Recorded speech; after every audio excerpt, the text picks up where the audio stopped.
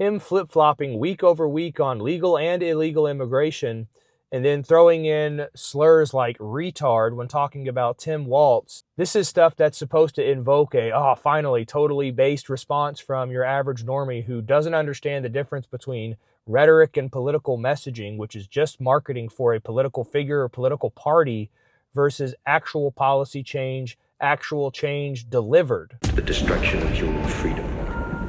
But like every one of the superstates that preceded it, it has one iron rule. Logic is an enemy and truth is a menace. Good afternoon and welcome to Beholden To Truth. It is your humble host, Joshua, here with you for another one of our happy hour sessions, sitting outside of the gym, getting caffeinated, sipping our pre-workout before we go in there and make some physical gains. We have to sit down and make our mental gains as well. And I have a couple of headlines that I would like to talk through with you guys today. One of them is going to be coming from the leader of the free world. You guys may have seen on Thanksgiving that Donald Trump put out a pretty amusing tweet. About 5,000 words. I'll try to read it. If it's too long and I get tired of reading it, maybe we'll cut it off. But this is a little bit of red meat that he is throwing to the base that I want to talk through to make sure nobody gets distracted or deceived. And similarly, you'll notice a common theme with what Donald Trump had to say on Thanksgiving with what Tucker Carlson had to say in his latest interview with Piers Morgan. And the common theme across these two things is political uncorrectness, or wokeism being allegedly discarded, that free speech has prevailed, that Donald Trump and Tucker Carlson are formal and are informal leaders of conservatism in America, are completely based. They know what's up with white genocide. They're fighting for us whites. They're tired of the muzzle on freedom of speech. We should be able to say whatever we feel.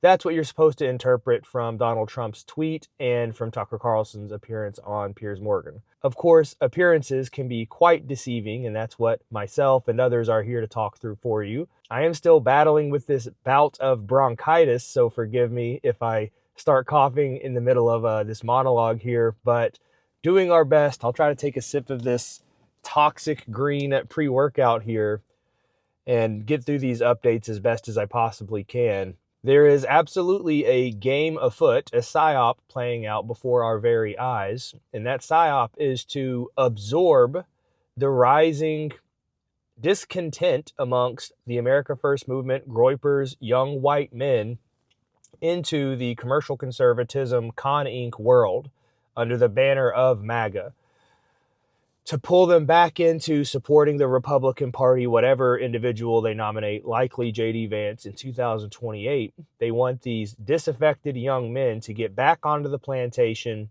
and dutifully support the establishment. And of course, that's why myself and Nick Fuentes and others are here to remind you that these people will say anything and everything that you want to hear, because that's how marketing works. Politicians have to market themselves just like any other product or service. So they will tell you what you want to hear with no intention whatsoever on delivering what you actually care about. And so let's first get into the Donald Trump tweet. As I said, when you first read this, it's going to be very amusing. And I think we all appreciate the sentiment of the message Donald Trump portrayed. But we have to actually look at this with a bit of scrutiny and a bit of historical knowledge to establish whether or not he means what he says or if he's going to deliver what he said. So first, before I read Trump's tweet, this is pretty amusing. If you go to Google and type in Trump Thanksgiving tweet, you'll get some pretty funny results. I'll just read you a few of the headlines. From Jimmy Kimmel Live, Trump lashes out in unhinged Thanksgiving message and Hegseth and hot water over possible war. From USA Today, Donald Trump used slur in Thanksgiving post. What did it say? From NPR, Trump vows to permanently pause migration from poor nations and social media screed. From Fox 9 Minneapolis, Trump Thanksgiving message attacks Somali refugees and Minnesota Governor Tim Walz. Time Magazine, in Thanksgiving message, Trump rants against immigration, announces permanent pause from, quote, third world countries. And so this is the manufactured outrage from the mainstream media as if that's some kind of affront to human decency to use a slur, a racial slur, religious slur, whatever other kind of slur. Heaven forbid somebody uses one of these, especially a mainstream politician or the president of the United States of America. We all have to be on high alert because a politician used a slur. Here is what Donald Trump actually said, and then we will get into a little bit of an analysis of it.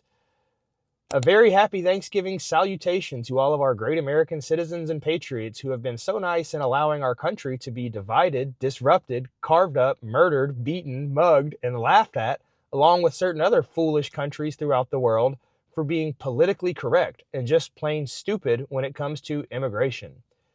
The official United States foreign population stands at 53 million, according to the Census Bureau, most of which are on welfare from failed nations or from prisons, mental institutions, gangs, or drug cartels.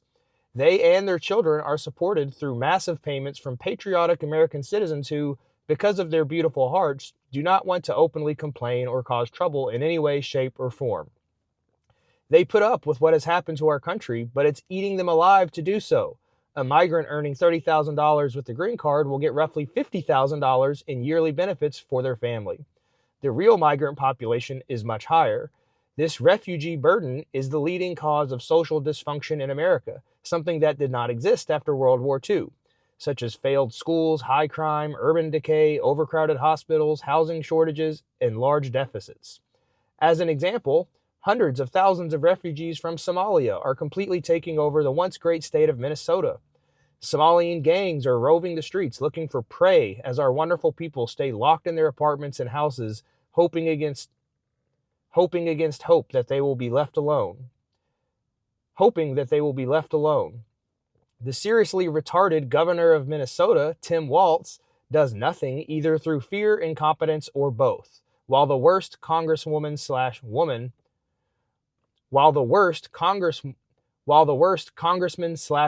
in our country, Ilhan Omar, always wrapped in her swaddling hijab, and who probably came into the USA illegally in that you are not allowed to marry your brother, does nothing but hatefully complain about our country, its constitution, and how badly she is treated, when her place of origin is a decadent, backward, and crime-ridden nation, which is essentially not even a country for lack of government, military, police, schools, etc.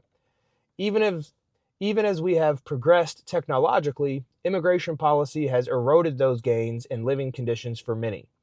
I will permanently pause migration from all third world countries to allow the U.S. system to fully recover, terminate all of the millions of Biden illegal admissions,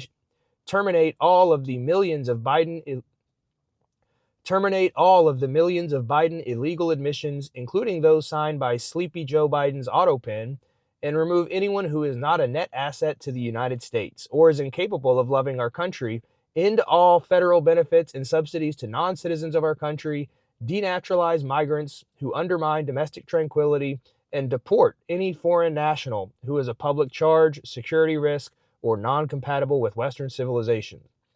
These goals will be pursued with the aim of achieving a major reduction in illegal and disruptive populations, including those admitted through an unauthorized and illegal auto pen approval process. Only reverse migration can fully cure this situation. Other than that, happy Thanksgiving to all, except those that hate, steal, murder, and destroy everything that America stands for. You won't be here for long. Unhinged, racist, hateful, etc., etc., etc.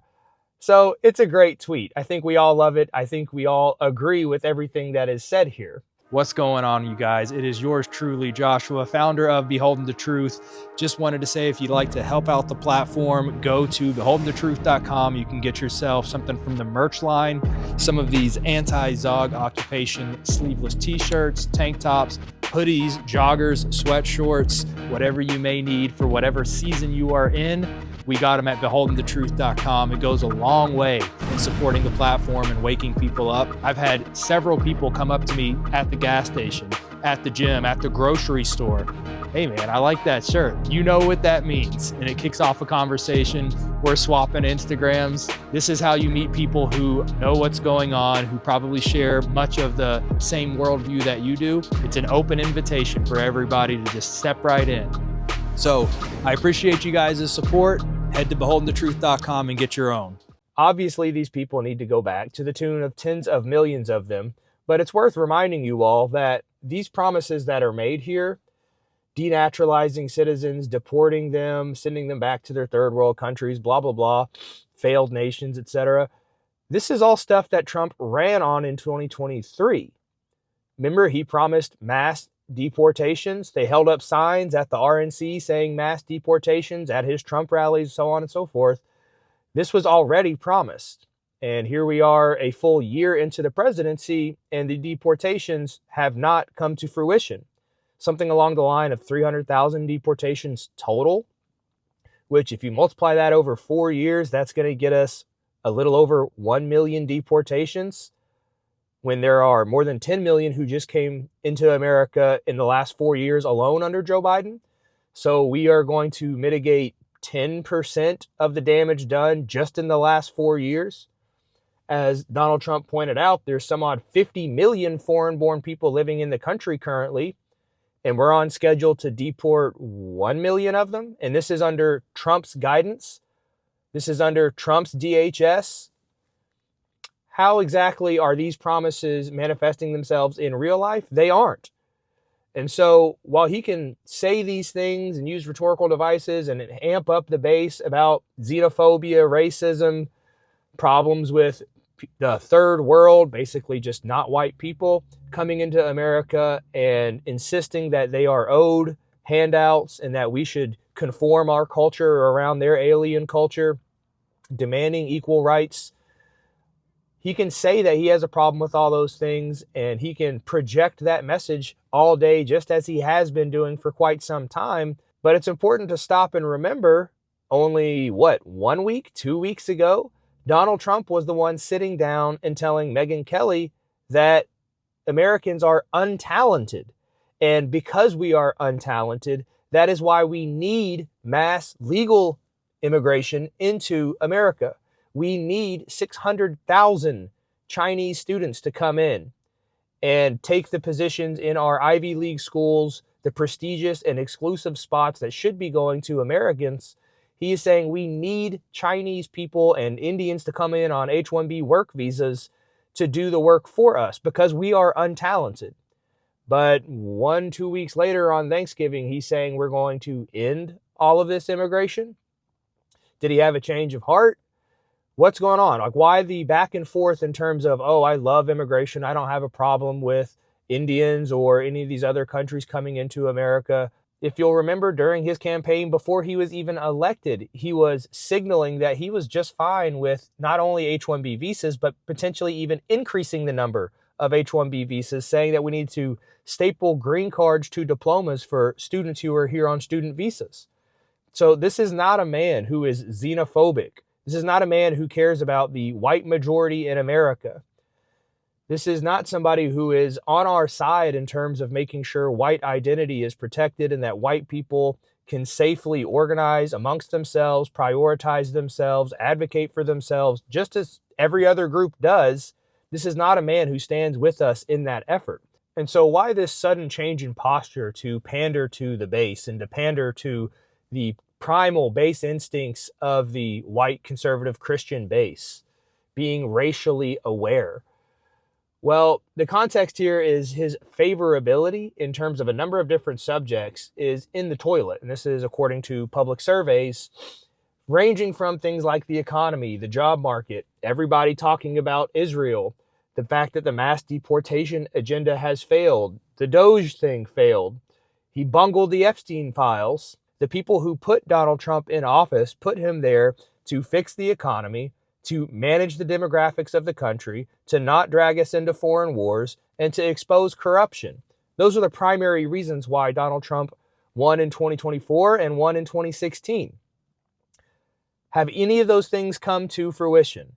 The people who voted for Donald Trump to do these specific things are underwhelmed at a minimum and severely disappointed at the most with his track record over the first year of just this presidency. And so as his public reputation for the priorities that he was elected to achieve is tanking rapidly, he has to do something to bring the base back, to win their favor again. And so what does he do? He goes to social media and jingles the keys in front of all of his pro-white base and says, oh, these third world immigrants from failed countries and Somalian cartels, they need to go back. They have no role here. They're disruptive in our society. They're ruining everything. We need to get all these foreign people out of our country. Okay, but you already had the mandate to do that, and you didn't do it in 2 different presidencies. You failed to build a wall in the first one. In the second one, congratulations, you ended the problem at the border, not by building a wall, but through policy, which will simply get reversed in the next presidency. But in terms of the deportations, as I mentioned before, the numbers just aren't there, not even remotely there. And when it comes to dialing back the legal immigration, you had, as I mentioned before, Donald Trump on record saying, well, we said mass deportations, but we're actually going to allow the people who are here legally or illegally to stay if they're in meatpacking facilities or they are in agriculture or they are in construction. We really need them to stay. And we are going to open up 600,000 seats for Chinese immigrants to come in and receive education here. And then we're going to staple a green card to their diploma after they get their education. And we have to do these things, allowing illegal immigrants to stay here, more legal student immigrants to come here, because Americans aren't talented enough to serve these roles in the economy. He said these things as recently as I said, a week or 2 ago. And so if you think that this statement on Thanksgiving about immigration as a whole topic is representing some kind of meaningful change, absolutely not, because he's not beholden to anybody other than his donors, who are Silicon Valley and Wall Street. Him flip-flopping week over week on legal and illegal immigration, and then throwing in slurs like retard when talking about Tim Walz. This is stuff that's supposed to invoke a, finally, totally based response from your average normie who doesn't understand the difference between rhetoric and political messaging, which is just marketing for a political figure or political party, versus actual policy change, actual change delivered. So what we are meant to take from this Thanksgiving tweet from Donald Trump, who obviously represents the Republican Party, who is trying to bring in as a Trojan horse J.D. Vance in the 2028 election, we're supposed to see this as, okay, now these people are finally becoming base. They're using slurs like retard. They're talking about an immigration moratorium. They're talking about remigration. They're talking about cultural incompatibility from these other countries. And this is where we build the bridge over to the Tucker Carlson Piers Morgan interview, where there's this clip circulating around that went viral. Tucker Carlson himself posted it on his Instagram account of challenging the bounds of free speech with Piers Morgan, where Tucker uses the word faggot. The few brave men who have actually tried to go out and do something about white genocide or talk about Jewish influence, the Zionist-occupied government, we all know that they get crucified, their careers get destroyed, and so we need to find ways to support each other. One of the ways that I have done that is by creating my Substack, where there are exclusive early access to documentaries, my weekly vlogs, there are ebooks there. There's even an opportunity to set up a one-on-one 30-minute Ask Me Anything if you'd like. All of the proceeds from my Substack, from my YouTube channel, from the merch gets reinvested in the platform. I use that to pay my employees. I use that to buy the equipment that I need, the cameras, the lights, the MacBook, all the books, all of the software, pay for marketing, everything else, but also it protects my literal life. So if you want to help out, please do head on to Substack, get yourself a subscription. Thank you. I appreciate it. America first and Christ is King.